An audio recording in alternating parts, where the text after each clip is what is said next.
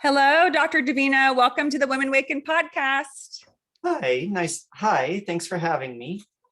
And happy summer solstice. Yeah, happy summer solstice. It's the maximum yang. Great time for everything to go wrong. Is it? What does that mean? Oh, just because the energy is very active and very strong. So there's a lot of potential to do good things. There's also a lot of potential for sudden reversals and things like your computer overheating and us losing the recording. Yeah, that just happened. Luckily, we're only a few minutes in, but we did just try to start and we got shut down.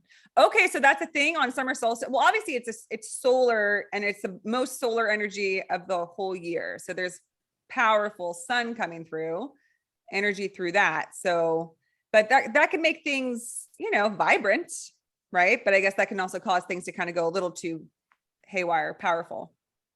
Yeah, so it's very powerful, and it's a very good time to, the summer is the time to reach your potential. It's the maximum yang, where you can flourish and do all of your activities. But it's also, you have to be careful because then it can become, the yang can become heat, and the heat is pathological, and it can cause problems like computer shortages. Okay, now what word are you saying? Yang? Yang, yes. It's usually said yang in the West, but I was in China, so I say yang. Okay, cool. I like it. So it's just like the opposite energies, right? So there's yin and yang. So yang is yes, and yang is what, like the darker or the lighter energy. Well, I mean, this ties into what I was going to say about acupuncture. So, in Taoist cosmology, the beginning is the Wu Ji, and the Wu Ji is nothingness or emptiness, but it's not.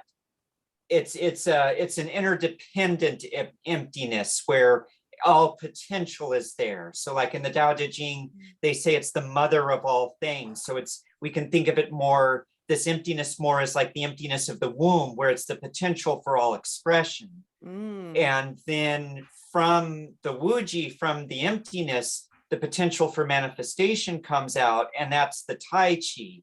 So when we talk about Tai Chi Chuan, that's what we're talking about, is the potential emerging from the emptiness. And then the balance of Tai Chi is the balance of yin and yang. And so yang is the maximum, it's the brightness, it's the fullness, it's movement, it's the energy, and then yin is shrinking in, it's smallness, it's quiet, and darkness. Oh, wow. Okay. Thank you for breaking that down. And so this is the solstice is a very powerful time because it's maximum yang, which means it's the birth of yin. Oh, okay. So from the maximum comes the birth of yin. Yeah, because it's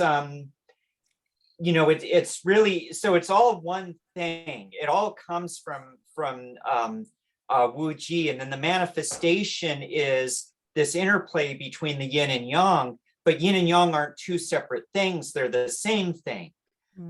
So we can imagine superstring, like I was reading superstring theory, and I'm like, wow, that's yin and yang, because it's like the idea that everything are this disperse energy, and it's the interaction of its expansion and contraction that creates manifestation as we understand it. And so, you can think about when it reaches its maximum contraction, that's yang. And when it reaches its maximum constriction, that's yin. Wow. Yeah. Okay, you're going deep with us here. We're going into string theory. That's super entangled. That's a whole nother theory, right? Entanglement theory. Yeah. And I'm not an expert in quantum physics, but it helps visualize that, because that's what yin and yang are. They're not two separate things that interact. They're one thing, and it's yang when it's expanding, and it's yin when it's contracting. Because then then that expansion and contraction, when you look through time, it looks like things are going in a circle. And so that's what acupuncture and medicine are designed to do, is to turn that circle.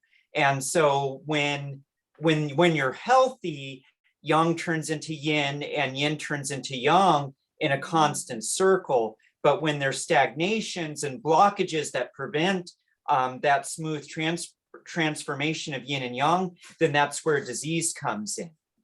Interesting. Wow. Okay. And then what you said reminded me of what you first said of everything being the same thing, but expanding, contracting, reminded me of water. Like whether it's hot or cold, it's still water, but it's just at a different, temperature that causes it to expand or contract and have a different feel to it. Yeah, exactly. So steam would be a maximum yang manifestation of water, and ice would be a maximum yin manifestation, but they're all the same thing. They're just, what are they doing? Are they in an expansion or are they in a contraction? What are they doing? Yeah. No pun intended. I love it. I love this. Very cool. Okay. This is just reminding me that everything is interconnected, because Dr. Davina, you are an acupuncturist and you're also a Qigong, an energy worker, and you do Tai Chi. And what you just said, basically you went from string theory to, the solstice, everything is all related. It's all the same thing, just expressed and explained in different ways. Don't you think? Yes, no, exactly. And that's what Taoist philosophy is that everything can be understood as yin and yang. Like the enlightened being sees one yin and one yang, while the rest of us are caught in its infinite variations and manifestations. But everything can be understood as not just yin and yang, but that this oneness expanding and contracting endlessly. Endlessly, infinitely. And then and then it can be infinitely divided. So there's a yang stage to yin and a yin stage to yin. And then there's a yin stage to yang and a yang stage of yang. And, we can divide it and subdivide it infinite number of times. And that's, what all of manifestation is the infinite combinations of various things in their contraction and expansive phases. Whew. That was a very heavy start. That was a lot. My brain is having, that's a lot to process. I hear you. I love all these concepts. They just always kind of make your brain kind of churn a little bit, like, whoa. Yeah. And, the reason I start with that is because in my style of acupuncture, that's what I look at is,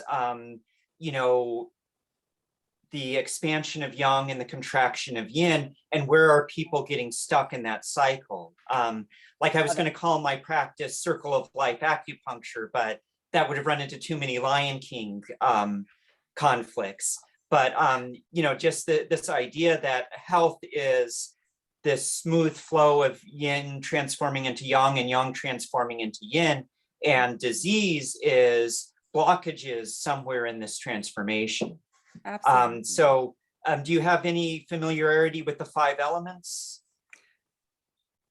Okay. So we talked about that on the last show I did, the 5 Chinese elements and then the 5 Yes. Chinese spirits. Yes. So we touched on that. Yes. Yeah. So elements is a mistranslation. They're really the 5 phases or the 5 movements. So, the water phase is yin with the maximum constriction. Then as it yin yang births and begins to move up and out, that becomes yin, and that becomes yang, and then there I have this plant there right as I'm showing that, and then it reaches the maximum expansion, and that's the fire phase when it's up and out, and then it starts to move down and in, and we call that the metal phase. And then when the furthest down and in again, it returns to water, and then the earth is kind of the axis, or also the transformative phase between it expanding up and out, reaching the maximum out, moving down and in,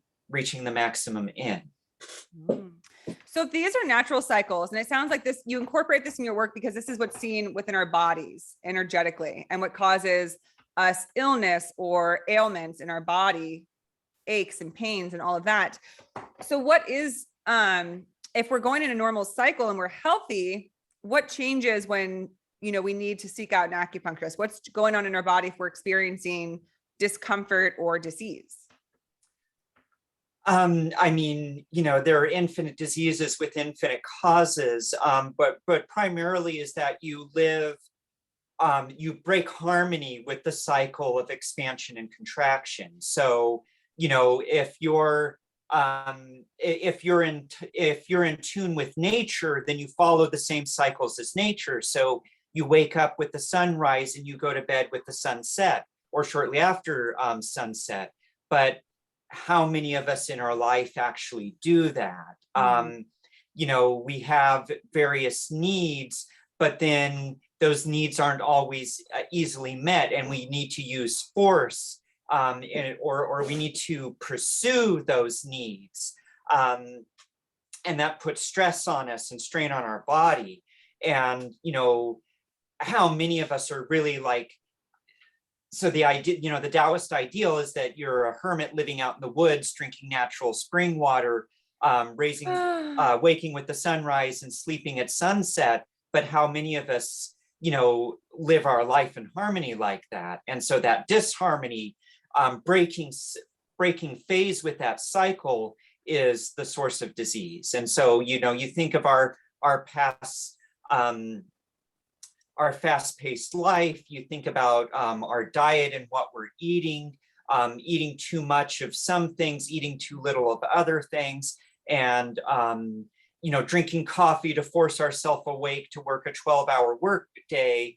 All of these make us disharmonious with the universe, and so we come into conflict with the flow of chi from the universe. And then that manifests as the elemental diseases.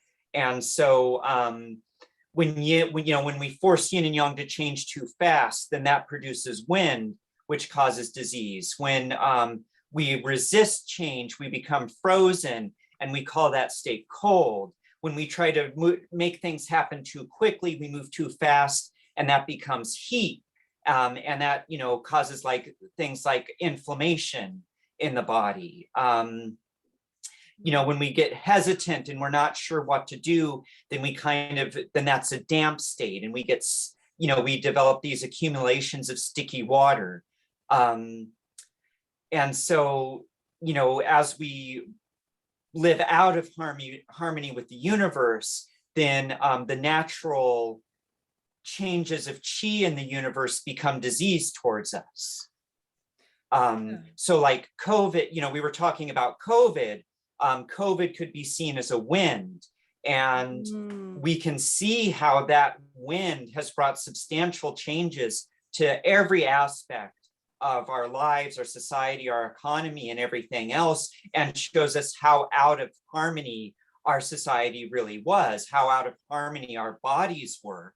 And now that disharmony with the universe can go on for so long, and then we have a catastrophe like a sudden outbreak of wind. Yeah. Well, it's fascinating what you're saying, Dr. Davina, because it just reminds me that no wonder we're all sick and unhealthy and exhausted and depressed, because we are so out of sync with any sort of natural ebb and flow and cycle of life in the universe. We've really, really tried to force it into something that it doesn't want to be, where it's, we few of us wake up natural cycles. Most of us, like me, I'm a night owl. I love to go to bed late, and then I want to sleep in and, take my time getting up, and then drink, a stimulant, a caffeine to get myself going. And then most of the time I'm indoors on computers, glued to my phone and all this stuff. When, I was reading that, for most of human civilization, they were outdoors most of the time. And now we're indoors most of the time in offices and in homes. And then again, the way we eat, we rarely, any of us, eat directly from the ground to our mouths. So I'm just kind of going off, but what I'm trying to say is that everything is just so disconnected from what's natural. And I love that you're bringing this up, because that's one of my biggest focuses with Women Waken in my work is, how do we get back to a more natural state? And when I look around the world, everything feels so unnatural. For example, something like addiction. I talk about addiction a lot because that's a very unnatural state, yet it's become very much the norm. Most of us are addicted in some way.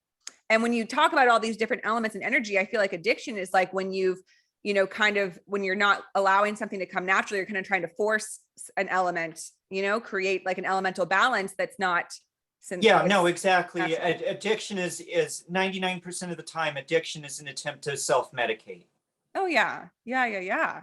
Which again, as you're talking about, seems like trying to like realign these elements that when, if we just, you know, if we didn't try to force them or do it ourselves, they would happen on their own. So yeah, and getting back to your mission about, you know, goddess revival and things like that, we live in a very young society. And I think most of our diseases, most of the diseases that I see is because people are too much up and out and want to always be up and out and, you know, work 12 hours a day, 7 days a week and you know, go, use stimulants that force the body up and out. And there's not enough of the down and in. There's very much a deficiency of yin, is too much up and out.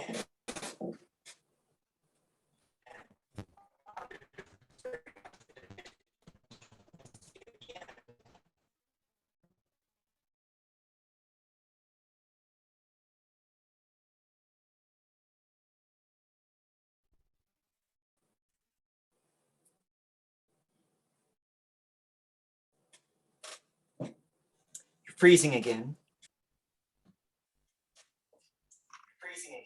I know. I don't know if it's actually my internet or if it's because my computer is getting so warm in here. How hot is it? Maybe it'll jump back on. Okay, I can hear you now. Oh, dang it. It is 90 degrees. Okay. Now, but it's still wonky. Can you see me? I can see you and I can hear you. Okay. It's a little slow, but I can see and hear you.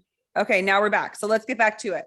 Okay. So we were discussing about the balance, the goddess, the feminine, bringing that back. Yes. And yes, we're very much a society lacking nourishment, lacking this yin, lacking rest, lacking a down and in force.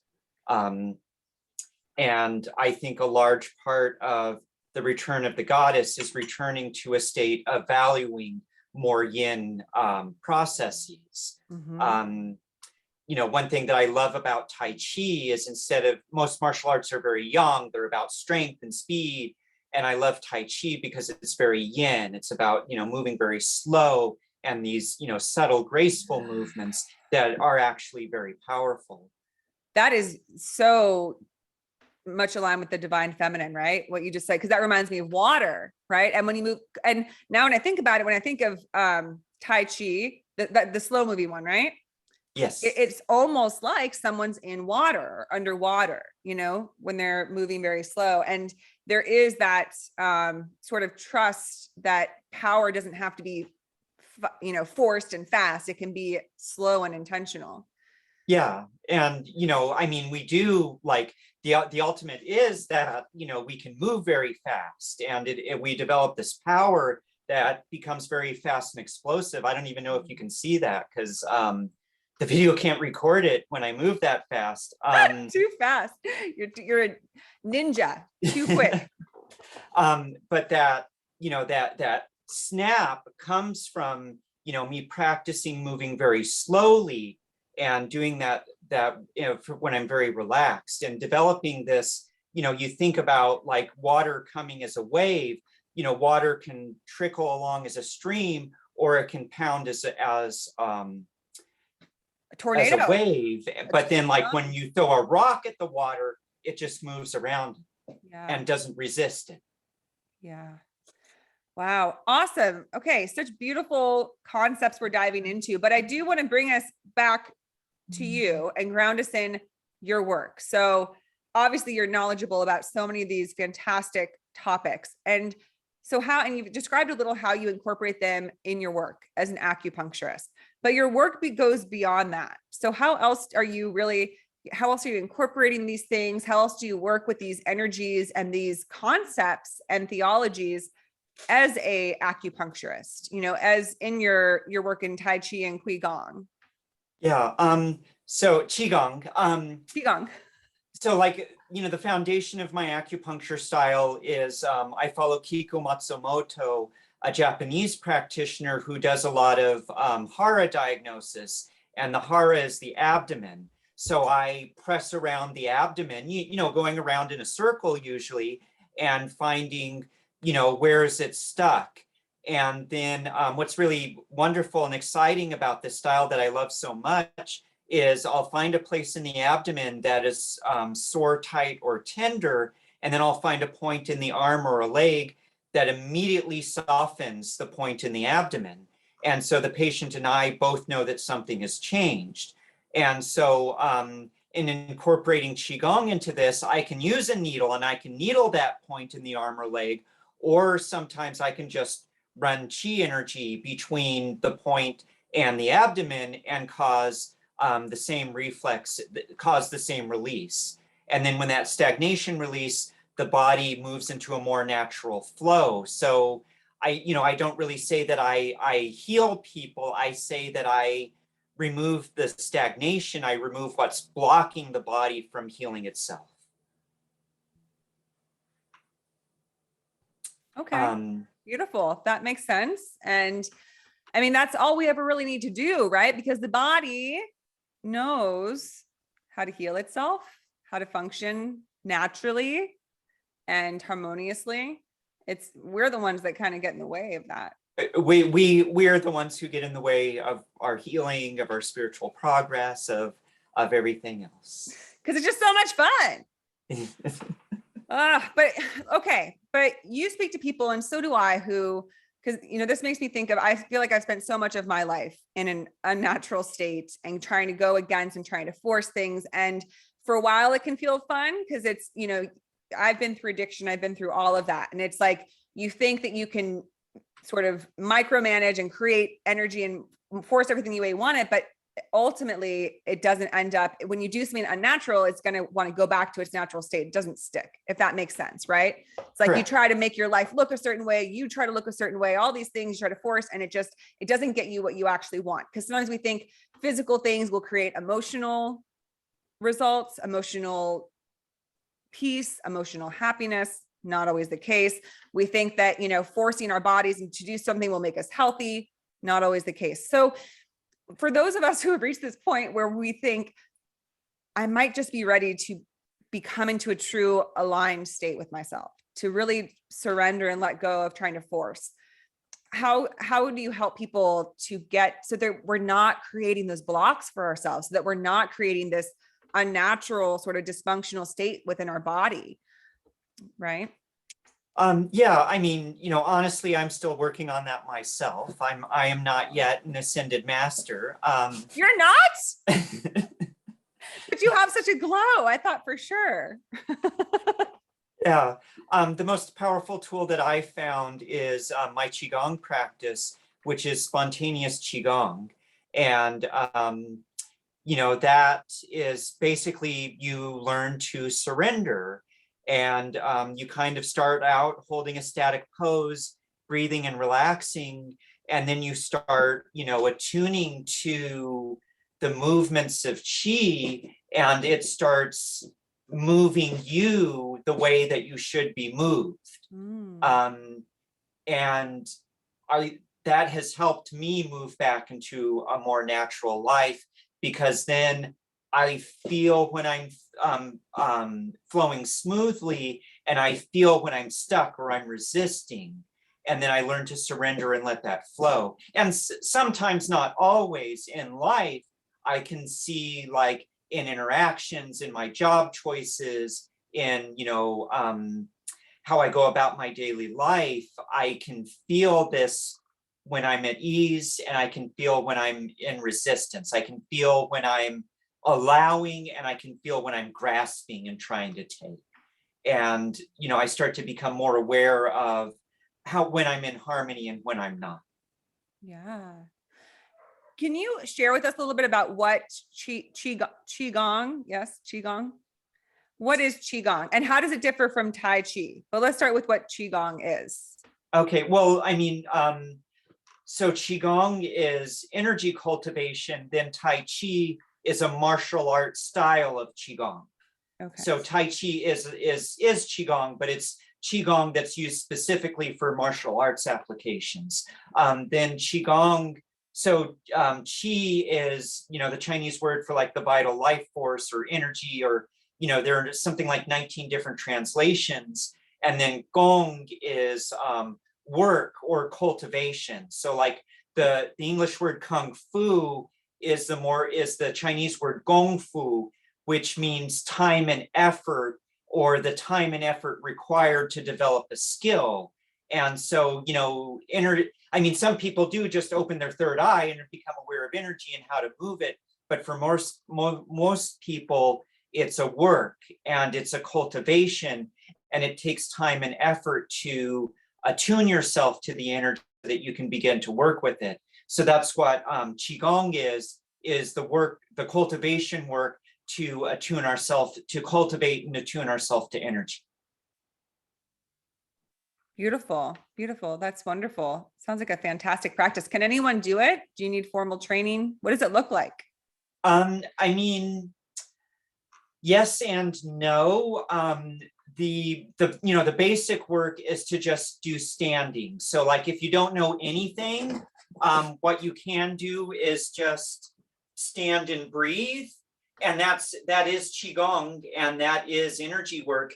And you can do that for 30 years, just standing in good alignment, breathing into your lower belly, and do that for 30 years, and you'll only get better. But then there are a lot of different forms. And if you do very specific forms, especially things that move the Qi in your brain, that should only be done with the master. Oh, okay.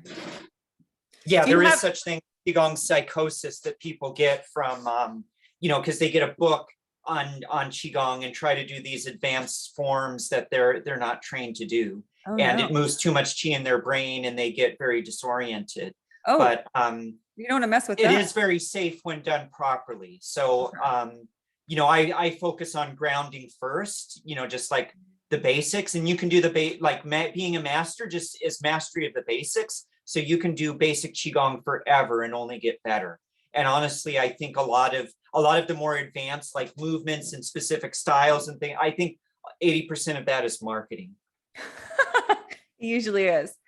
Well, can you share with us a few, like the most basic grounding Qigong exercise that someone could do safely on their own if they're just looking to, what is it? Can you clear your energy with Qigong? Is that like, what if you're feeling super anxious and stressed and you think, I just really want to ground and release? Yeah. So the basic one is to just feel your feet against the ground, and then breathe in as your hands float up, and breathe out as your hands float down the midline.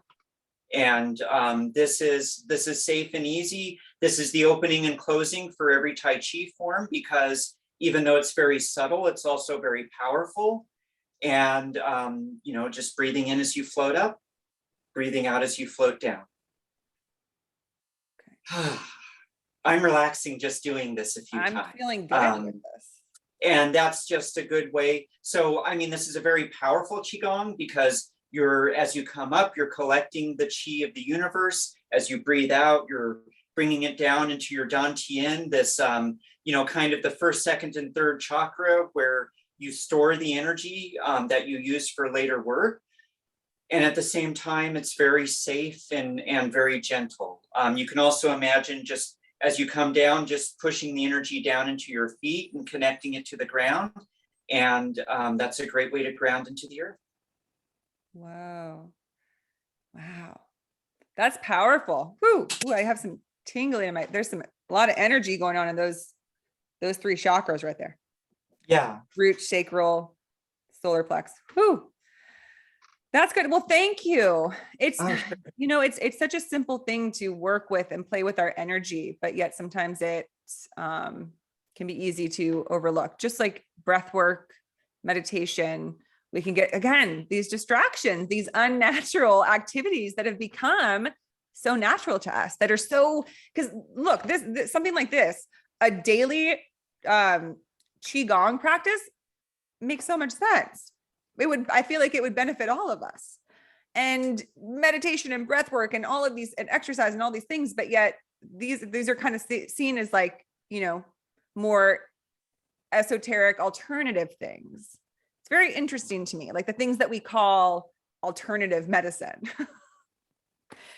Yeah, yeah, and it's really just medicine. And the spontaneous Qigong I learned from a master in Malaysia, and we can go into that story later, but he used to cure cancer and stuff like that. Just doing just from his chi energy. Wow, I believe it. Well, because cancer is essentially a block, right, in the body. You get a tumor because you have all these blockages and these constrictions. It's that's why a tumor is caused. Yeah, cancer is very fascinating because it's a cell that's become immortal, and in the process of it becoming immortal, it kills you. And it's almost like it's a part of you that's broken away and is trying to do its own thing.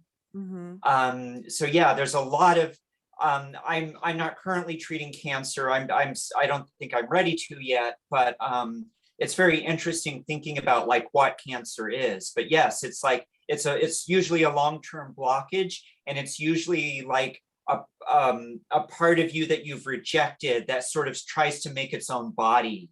And it's what cancer seems to be. Yeah, and then ultimately it's killing itself, really, whatever that cell is that's trying to kill off the other cells and is sort of rebelling is going to kill.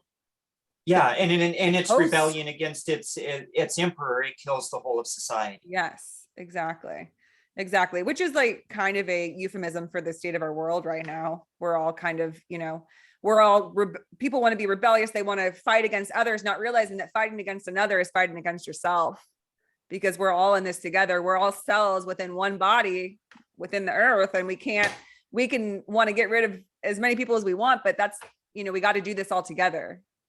That's my belief and how I see it, and that's why I believe so much in this balancing of energies, this return of what we will call the divine feminine, the yin to the yang.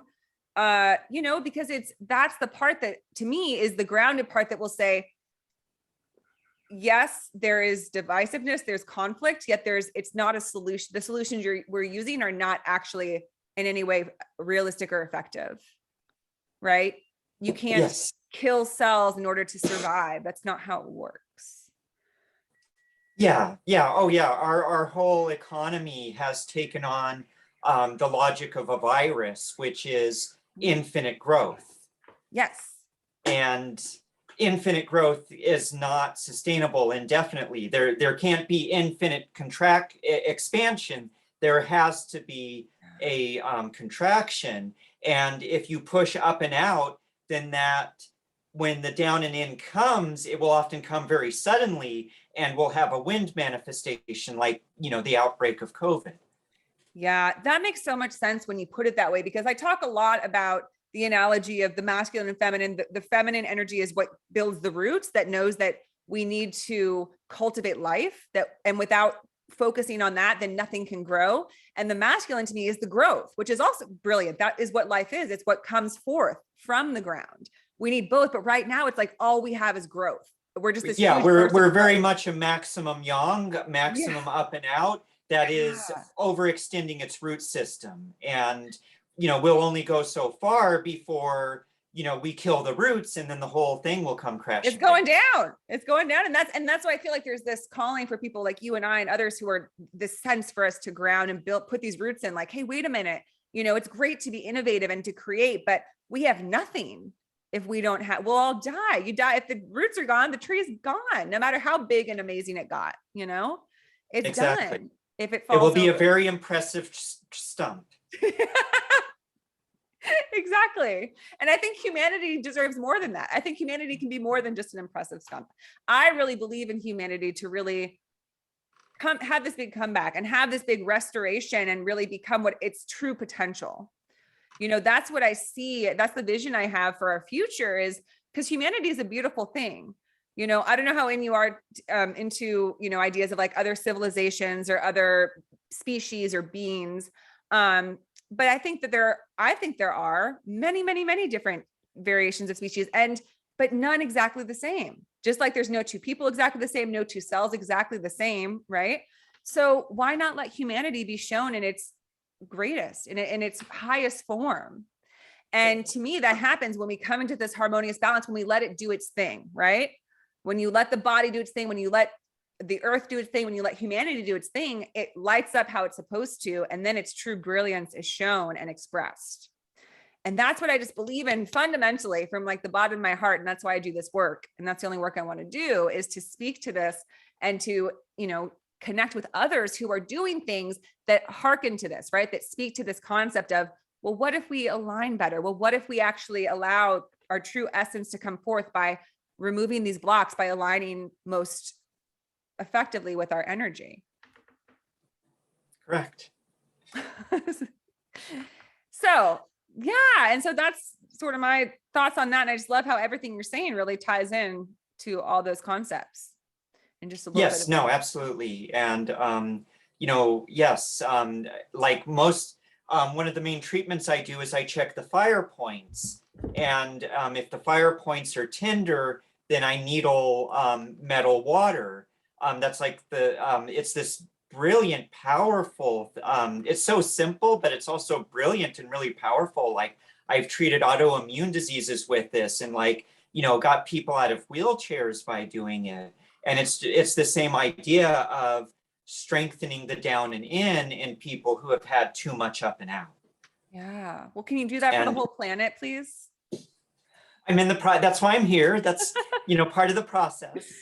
So can you share with us, Dr. Davina, a little bit about how did you come into this work? If you want to, as far back as you want to take us. I love storytelling. I love hearing about people's stories, especially those of us who have found our way to this kind of work. How did you get here? What brought you to this? Was it your own personal experience? Was it, just a calling? Yeah. So it's a long story. We could be here all day going into all the details, but let's go. I'm going to start getting sweaty because it is hot. It's summer solstice is holding up to its name because it is sweltering and hot, but let's do it. Yeah. But just, when I was around the age of 12, I started getting hot sensations in my head, and suddenly it made it difficult for me to sleep. And that turned into really severe insomnia when I was a teenager. And then that also started turning into headaches as well. I was getting these really severe headaches that made me sick to my stomach. It made it really hard for me to focus on studies. It made it really difficult for me to deal with a lot of bullying and other social stuff that was going on. And I was just a wreck, and I got caught up in, succumbed to the hungry ghosts and got into addictions and things like that, trying to self-medicate. Yeah. And then, I had, I'll just say it. I had a suicide attempt that turned into a spiritual awakening, and started, it was like my first blossoming, where I first really accepted my yin nature, and started focusing on spirituality, reading spiritual books and things like that. But also getting very distracted. I was in the army at the time, and there was a bunch of stuff going on with that, and went to New Zealand. Then when I was in New Zealand, I was supposed to go to, got out of the army, went to college, did a study abroad in New Zealand. Then I was going to go do an internship in India or Australia, but neither of those worked out. And so they had, teaching English in China, and it was a paid internship. And I'm like, I can teach English. And so I ended up in China. And while I was there, the headaches were starting to get really bad. I was living off 2 hours of sleep. I was getting these throbbing migraines 3 to 5 times a week. And I was trying to force myself through it. I was drinking energy drinks, and luckily I became allergic to alcohol because I was trying to force myself to sleep by getting drunk. And then while I was in China, they're like, oh, well, why don't you try acupuncture? And I went and tried a couple of sessions. Nothing really seemed to be working. And, I'm like, okay, I'll give it one more try. I'll try one more session. And told the acupuncturist, like, I'm not really getting any benefits. So, if this doesn't work, I'm going to give up.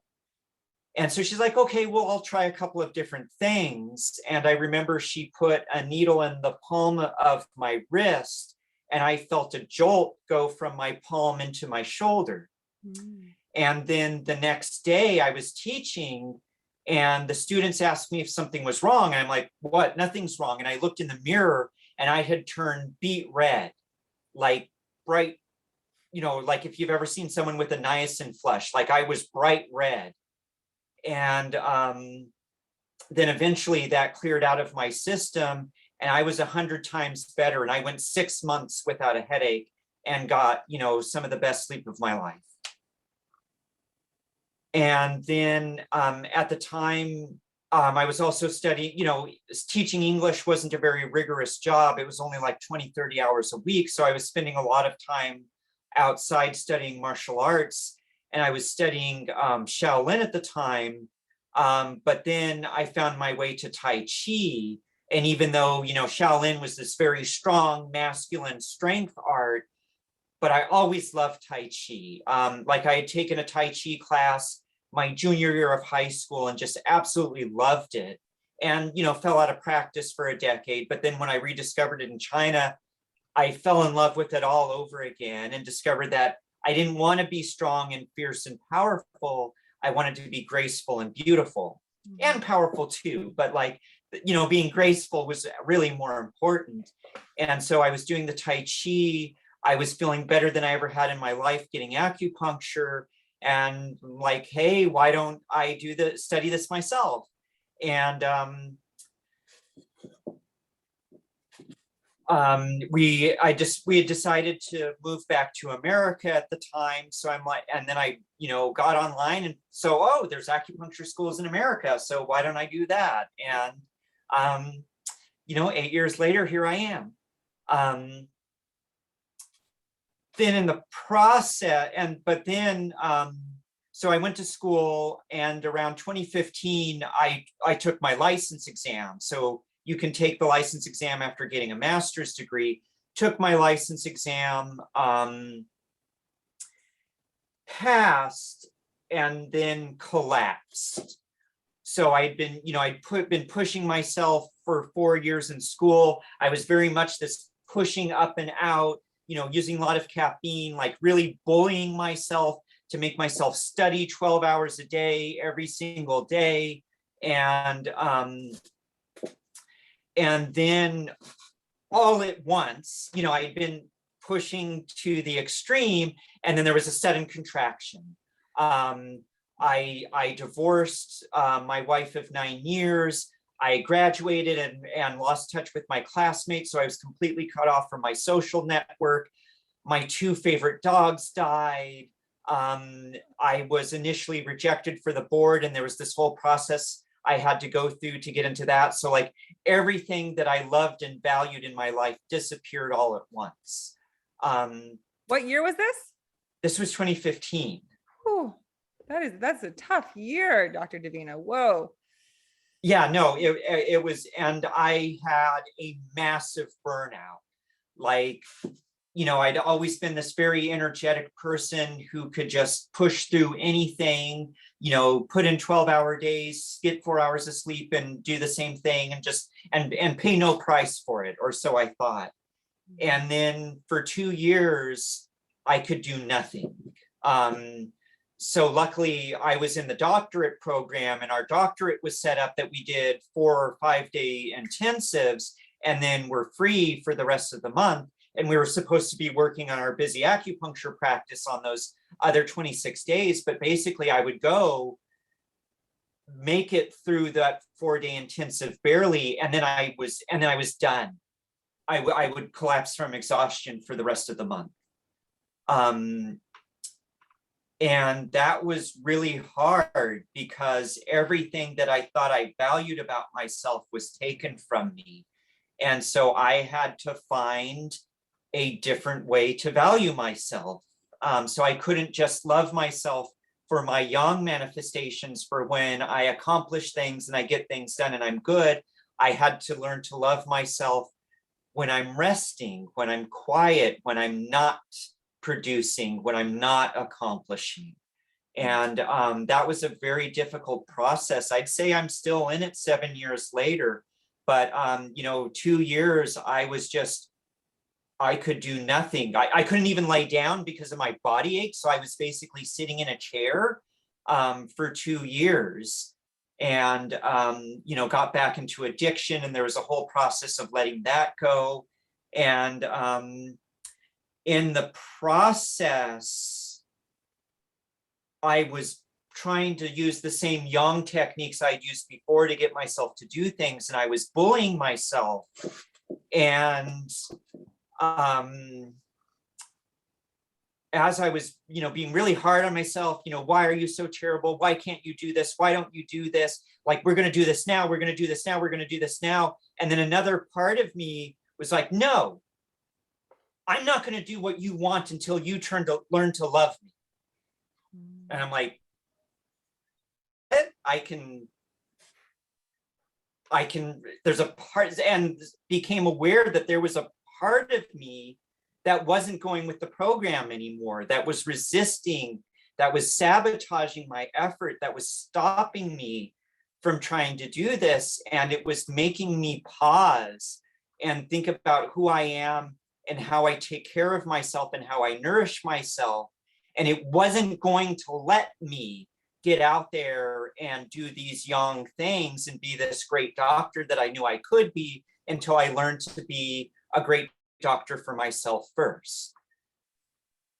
And very interesting, that voice was also a woman's voice.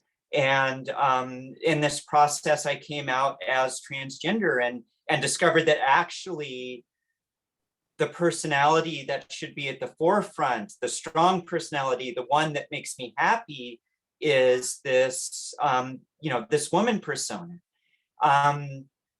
I kind of still consider myself two-spirit. Like, the man is still there, but he needs some time to heal. He's got a lot of guilt and shame that he needs to recover from. But when I let this woman come out and play, I am just so happy, and I'm so vibrant, and I'm the person that I always knew I could be, but never seemed to be able to manifest. And I've had to learn things, a whole new way of how to interact with myself, how I motivate myself, how I talk to myself. And when I feel so, like, I used to do things to feel good. Now I have to feel good to do things. And so now I have to make sure I eat well, make sure I'm getting enough to drink, make sure I'm getting enough rest, make sure I'm getting enough sleep and enough rest, getting playtime in, and not just doing chores and tasks and things like that, just doing things that I enjoy in addition to doing things that I need to do. And it's been this whole process of getting to know myself. And it's, been a very fascinating spiritual work, because now I know the part of me that's a man, and I know the part of me that's a woman, and I know the part of me that's neither. And that's been a very fascinating process as well. Thank you so much for sharing that with us, Dr. Davina. Yeah.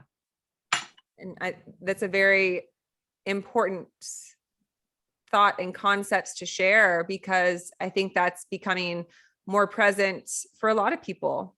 That sense of, something coming forward that feels more connected with whether it's masculine or feminine, and for it to be okay to let that come out if that's what feels the strongest or what you're most connected with or aligned with. That's everything is energy, everything. And so if that's the energy that's coming through, then we, why wouldn't it come forward in a physical way as well?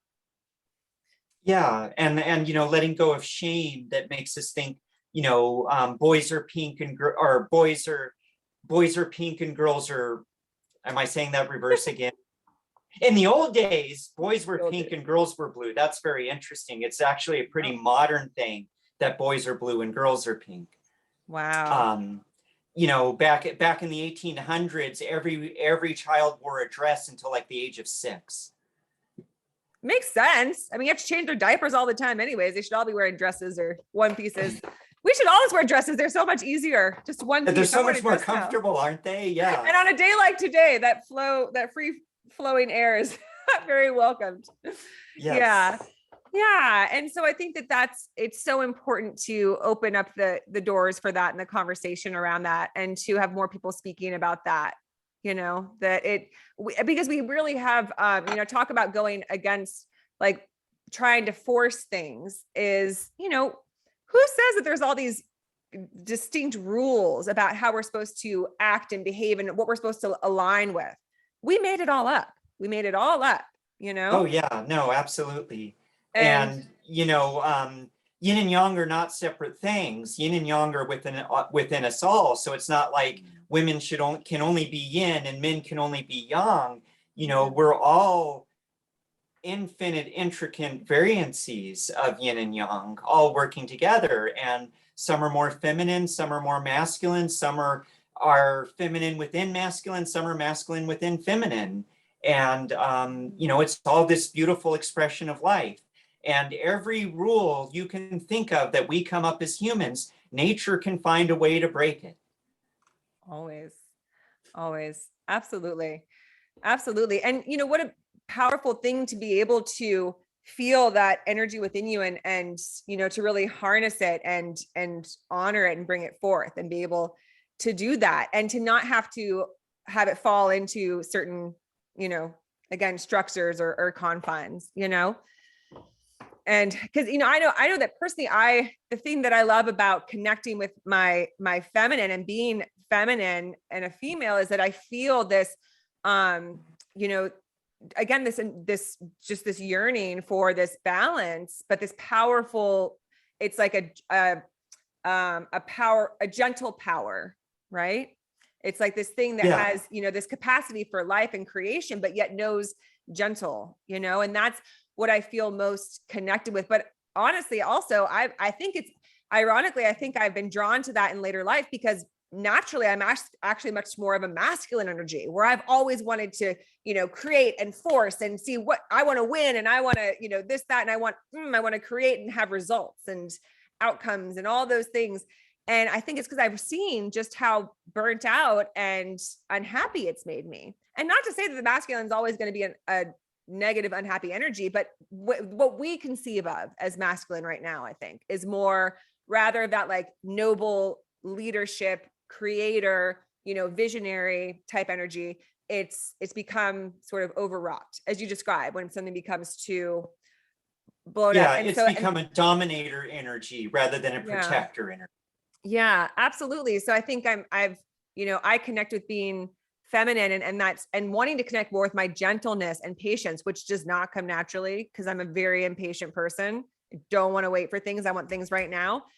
And so but it fascinates me, and it just calls to me that that's what's so needed. So that's what I want to tap into. And you said something really powerful, Dr. Davina. You said that you reached a point where your body just literally said, no, you don't get to do this anymore.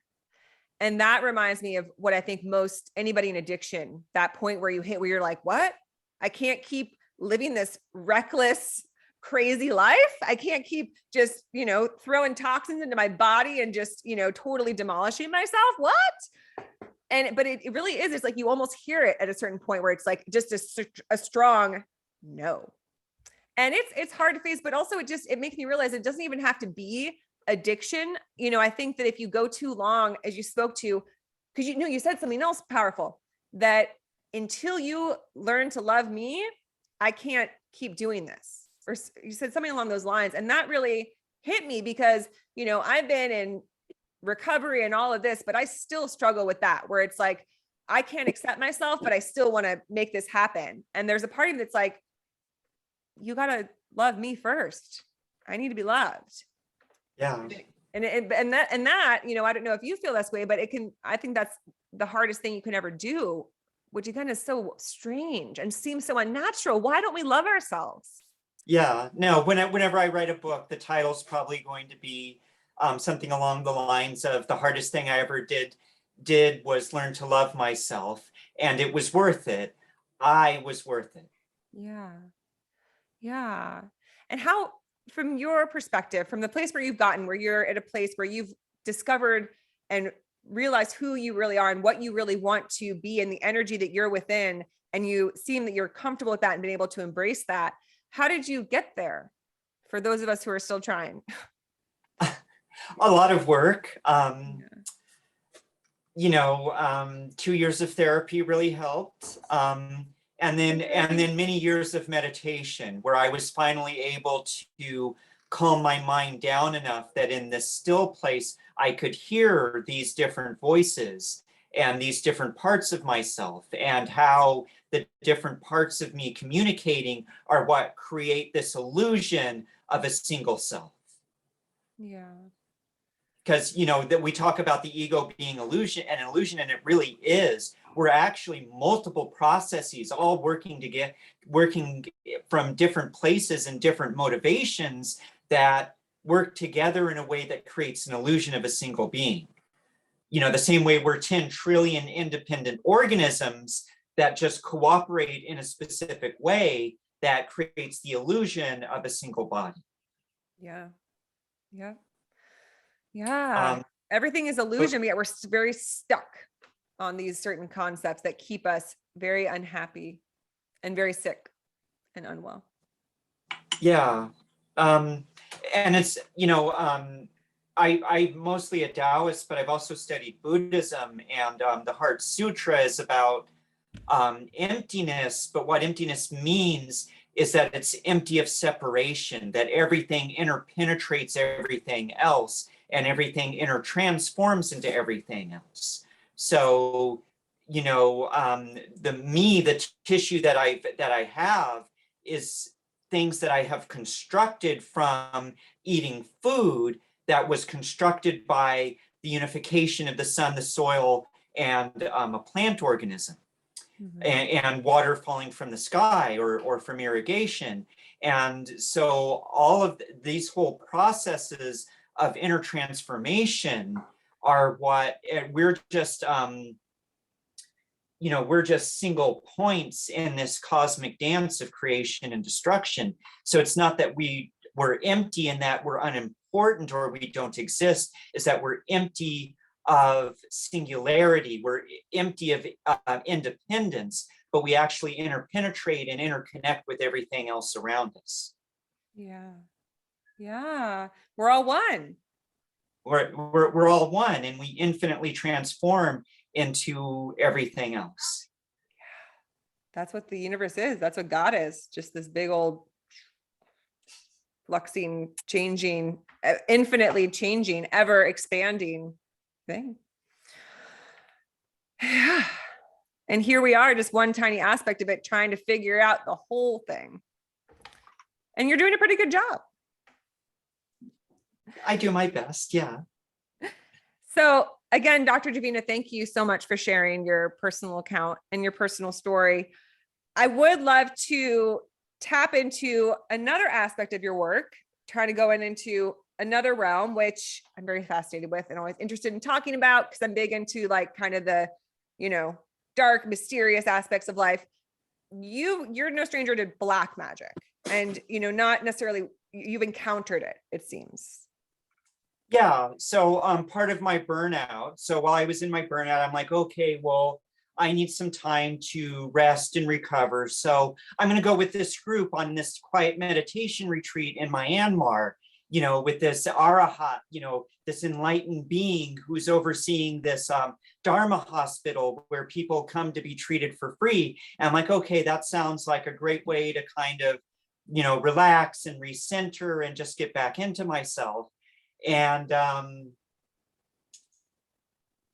instead, I walked into a nightmare. And this place was crawling with, I don't like calling it black magic because like African and feminine magic, there's a lot of blackness. The womb is blackness, the wu ji, the emptiness from which all potential emerges from. But until I find a better word, it's just easier to say black magic. Yeah. And there was all this really weird things that were going on. Like, we encountered a possessed woman who hissed at us when we woke her up out of a catatonic state. There was this woman with breast cancer who would constantly rant about how she was cursed by black magic. And when we would treat her, we started getting this really mysterious rash that would work its way up our arm and stopped at a bracelet that we had gotten that had been blessed by a monk that we had gotten from him the week before, from a different temple. Mm-hmm. Just really weird things like that were just happening all the time. And I noticed like stuff happening to me. So I guess what I figured, so this was OJT, this was on the job training. I had no idea that it even exists. I did not believe in it until I was there, stuck in the thick of it, going, am I going to survive this? I became aware that I had been cursed and that it was a death curse. So the way that, and then like tuning into it, I figured out the mechanism. So we all divine, and we all have the power of creation. White magic works to share the power of creation with everyone so that we all have a better life. Black magic tries to draw in everyone else's power of creation to benefit them only. And so it uses our power of creation against us.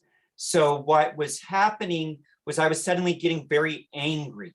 And I was having, outbursts and things like that.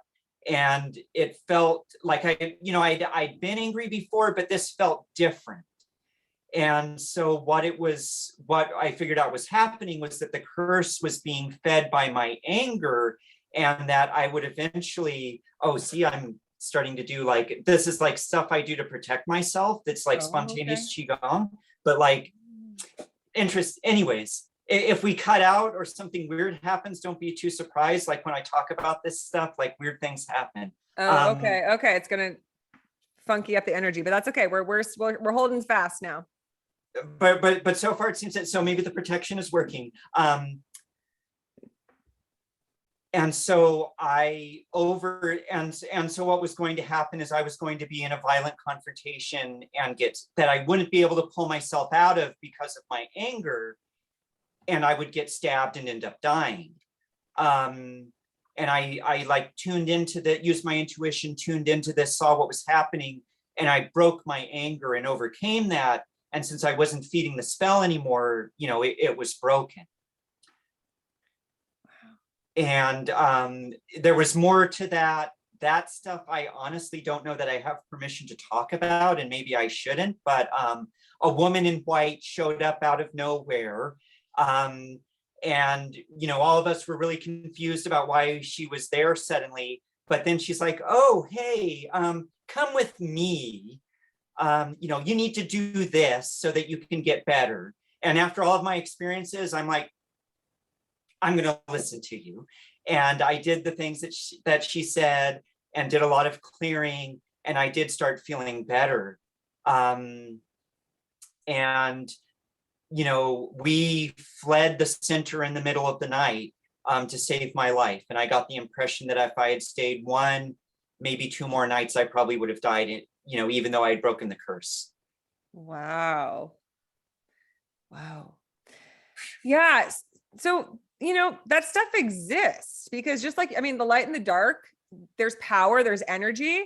You can use it for good or things that would be called not so good. Maybe things that can affect one way and affect another. Well, use affect is a different word than, I don't love using the word good or bad, right? It's just, everything is still the same thing, right? But it's like lower energy, whatever you want to call it.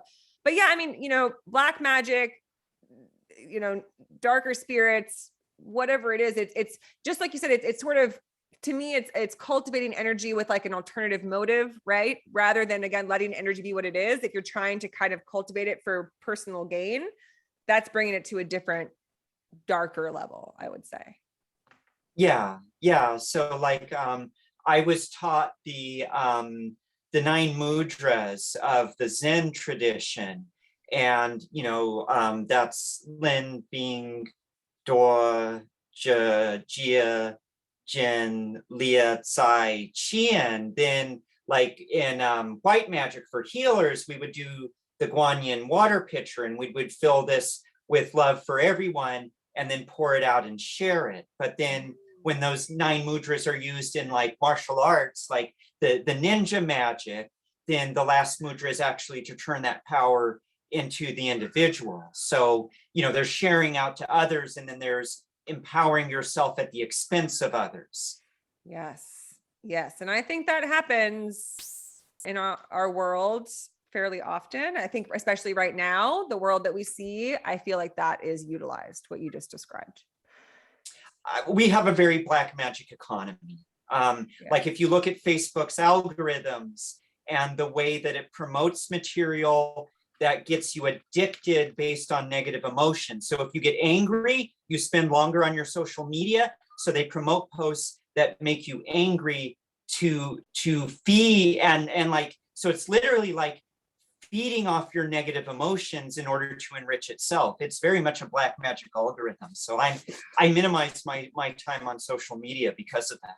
Yeah. I don't know if they're doing it consciously or unconsciously. That's a whole separate conversation, but just the manifestation is a type of black magic. Well, ultimately, I mean, they're algorithms on the, so there was an article recently that was, is the internet conscious? Because just what you described, if it knows how to fuel someone's emotions, that's something that usually a conscious being is only able to accomplish is, oh, I know that takes emotional intelligence.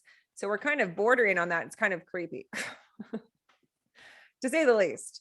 Yeah. And that's, and online and Facebook and Instagram, all those things aren't the only places, we're manipulated in there's a lot of manipulation, again, manipulation of energy, of forces.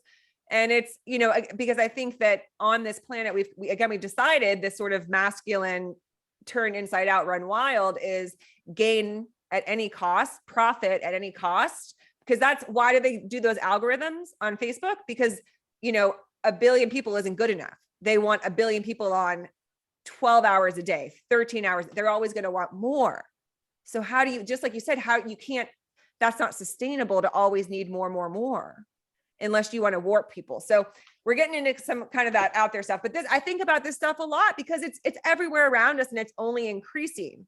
And so that to me is why we need the feminine. It's like something to cool everything off because everything's getting so heated and so blown up and it's, affecting all of us. We need something to bring us back to who we really are, what's natural. So, no, exactly. Wow. Well, Dr. Davina, this has been such an incredible conversation. And I feel like it's so timely because it's a super hot day. It's a solstice and we've got all these energies flying and I'm sweating. You probably are too. And it's I've just loved it. So thank you so much for joining me on the show. Thank you for sharing your personal story and about your work and your knowledge and wisdom with us. I appreciate you very much. Oh, thank you. Yeah, thanks for having me on, and thanks for all of the work that you do. I've been listening to your podcasts or watching your YouTube, and I really enjoy it. Thank you so much. Yeah, it's fun to get these things started, and you never know where they might go. And as long as I think, putting things out into the world that we believe in, I think is important right now. Absolutely. We can use that, especially in the more that we speak to these things, these ideas that we believe are what can lead to a greater future generations from now is the most important thing to do. So thank you for your work. And Dr. Davina, if people want to find you, if they would like to learn more about you, work with you, how can they connect with you? So I'm working on my own website now, but it's a work in progress. My primary clinic is Mini Lives Chinese Medicine, and I believe it's minilivecm.com is the website. And, you know, they have the phone number, email, and all of that on the website. That's probably the best way to contact me. And then dr.davina.lac@gmail.com. Perfect. Wonderful. Well, thank you again so much, Dr. Davina. Enjoy the rest of your summer solstice, this long day. So there's plenty more of it left. Yeah. Yeah. We'll go absorb some yang to bring energy for the rest of the year. Yes, absolutely. Absolutely. All right. Thank you so much. Yeah. Take care. Thank you. Yeah. Have a